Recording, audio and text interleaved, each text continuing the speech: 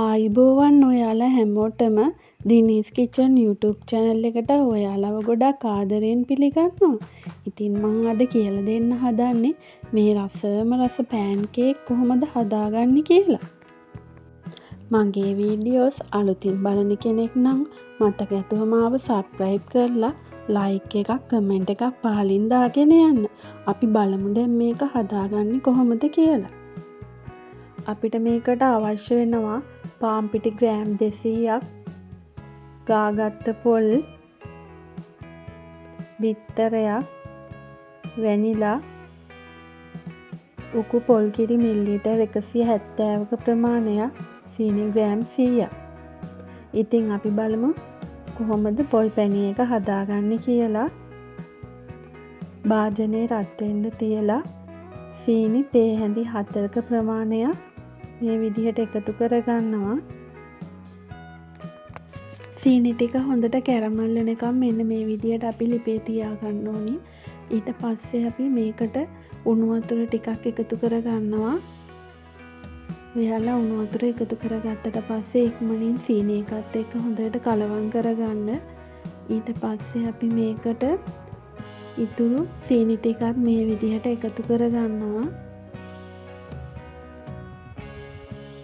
සීනි එකත් හොඳට දිය වෙනකම් මෙන්න මේ විදිහට හොඳට කලවම් කරගන්න.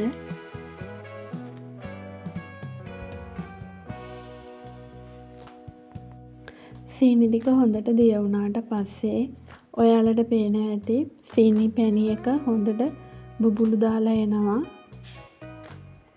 ඉතින් ඊට පස්සේ ඔයාලා ගාගත්ත පොල් ටික මේ විදිහට එකතු කරගන්න. හොඳට කලවම් කරගන්න. හොඳට කලවම් කරගත්තට පස්සේ අපි මේකට ලුණු චුට්ටක් එකතු කරගන්නවා.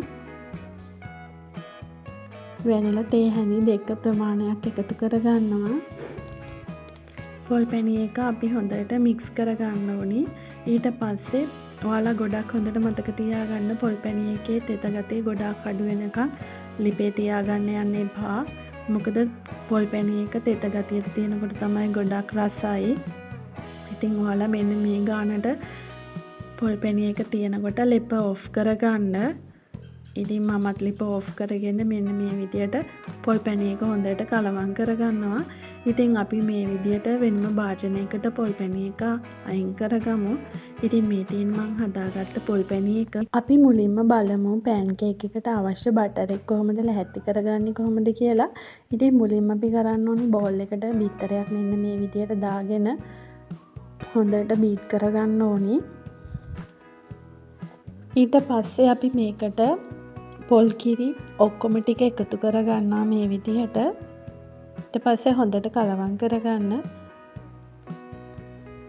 ඊට පස්සේ අපි මේකට ලුණු චුට්ටක්, කහ කුඩු අවශ්‍ය ප්‍රමාණයට කහ කුඩු ටිකක් මේ විදිහට එකතු කරගන්නවා. හොඳට කලවම් කරගත්තට පස්සේ අපි මේකට පාන් පිටි ටිකත් එකතු කරගන්නවා.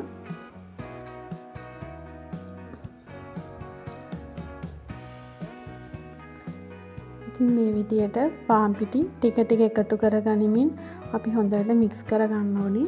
මෙන්න මේ විදියට පාන් පිටි ටික ටික එකතු කරගනිමින් කැට ගතිය නැති වෙනකම් බටර් එක හොඳට මික්ස් කරගන්න. ඉතින් ඔයාලට මේකට බෙන්ඩර් එක උනත් පාවිච්චි කරන්න පුළුවන්. ඉතින් මම අද අතින් තමයි මික්ස් කරගන්නේ. පාන් පිටි ටික ටික එකතු කරගන්න ඕනේ. එකතු කරගෙන ටික ටික පෑන්කේක් බටර් එක මේ විදියට ඔයාලා හදාගන්න. ඉතින් ඔයාලට පේනවා ඇති පෑන්කේක් බටර් එක කොයි වගේද කියලා. ඉතින් මම පෑන්කේක් බටර් එක හදාගෙන ඉවරයි.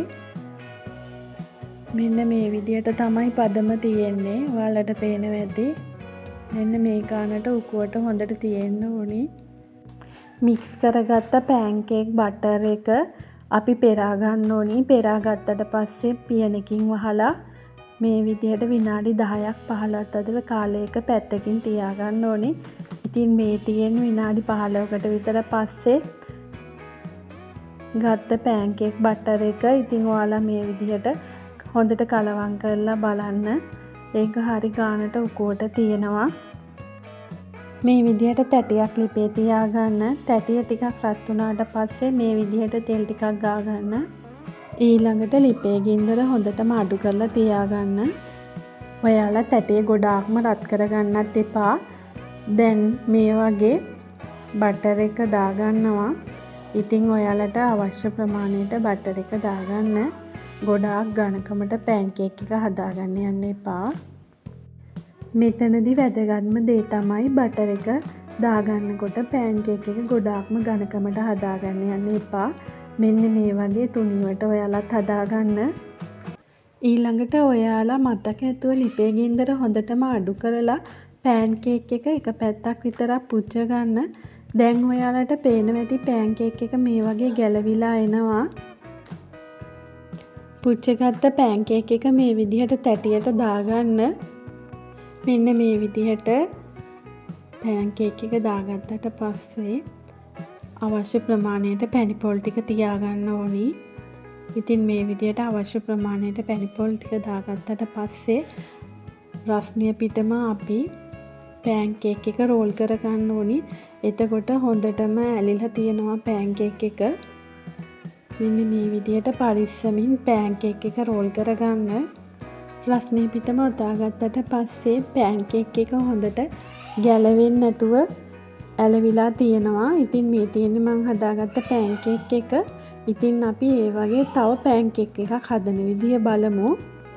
මතක ඇතුව ලිප මද රස්නියෙන් තියාගන්න. එකල ඔයාලට අවශ්‍ය ප්‍රමාණයට විතරක් පෑන්කේක් බටර් එක භාජනයට දාගන්න. ඉතින් මේ විදිහට තැටිය චුට්ටක් එහාට මෙහාට කරලා ඔයාලට පෑන්කේක් එක පොඩ්ඩක් හදාගන්න පුළුවන්. ඉතින් මේ තියෙන්නේ මං හදාගත්ත පෑන්කේක් එක. ඉතින් ඔයාලට පේනවා ඇති මේ වගේ ගැලවිලා එනවා.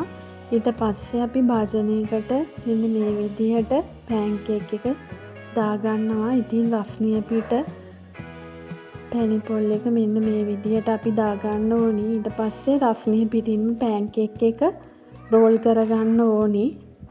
ඉතින් නැවතත් රස්නිය පිටින්ම මෙන්න මේ විදිහට අපි හොඳට පෑන්කේක් එක රෝල් කරගන්නවා. එතකොට ගැලවෙන්නේ නැතුව හොඳට ඇලිලා තියාගන්න පුළුවන්. ඉතින් ඔයාලට මේ විදිහට පෑන්කේක් 7-8ක් ප්‍රමාණයක් හදාගන්න පුළුවන්.